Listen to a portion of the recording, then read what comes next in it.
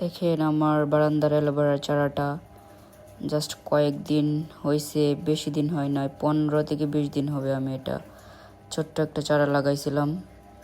দেখেন কয়দিনে কত বড় হয়ে গেছে, মাশাআল্লাহ। ছোট ছোট বেবিও হয়ে গেছে। এখন আমি ভাবতেছি অনেক দিন ধরে এটাকে ছোট ছোট বেবিগুলোকে আলাদা করে দিব, কারণ একসাথে অনেকগুলো বেবি থাকলে আপনার বড় গাছটা আর বাড়তে চায় না। এই জন্য বেবিগুলোকে আজকে আলাদা করে দিব আর গাছটাকে আর একটু সার দিব। এই জন্য আমি এটা টপ থেকে উঠিয়ে নিচ্ছি।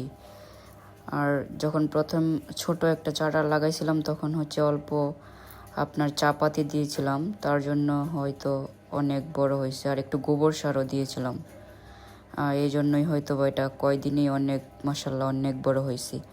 আমার অ্যালোভেরা খুবই পছন্দ, আমি অ্যালোভেরার জুস খাই, আবার আমার চুলেও দিই।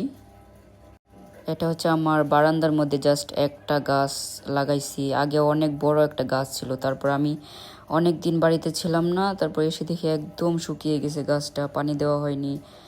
আর কাজের বেটিকে বলে গেছিলাম পানি দিতে, কিন্তু তেমন ঠিকভাবে দেয়নি, যার কারণে আমার গাছটা একদম শুকিয়ে গেছিলো। এখন আবার নতুন করে আরেকটা লাগাইছি। আর আমার আমাদের বাড়ির নিচে আরও অনেক অ্যালোভেরার চারা আছে, ওইগুলো ডাল কেটে এনে আপনার হেয়ার প্যাক, ফেস প্যাক ওইগুলো বানাই, তারপর জুস খাই। আর এটা শুধু শোপিসের জন্য আমার বারান্দাতে লাগাইছি আর কি।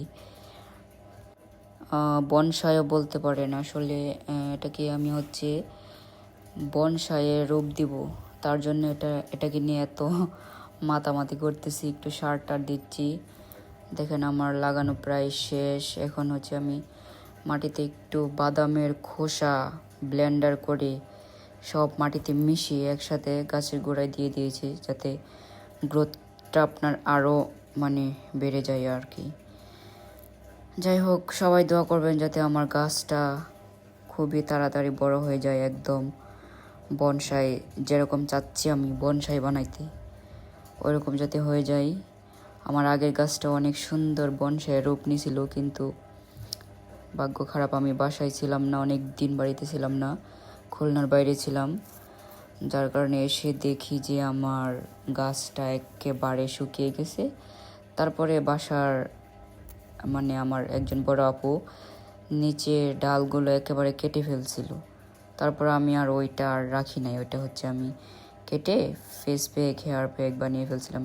এই যে দেখেন এদিকে ছোট্ট একটা মালটার চারা, সরি মালটা না, এটা জামপুরা, হ্যাঁ জামপুরার চারা আমাদের গ্রামের জামপুরা নিয়ে এসেছিলো, ওই চারা ওই বীজ থেকে রেখে আমি একটা চারা বিছিয়ে দিয়েছিলাম, একটাই চারা হয়ে গেছে।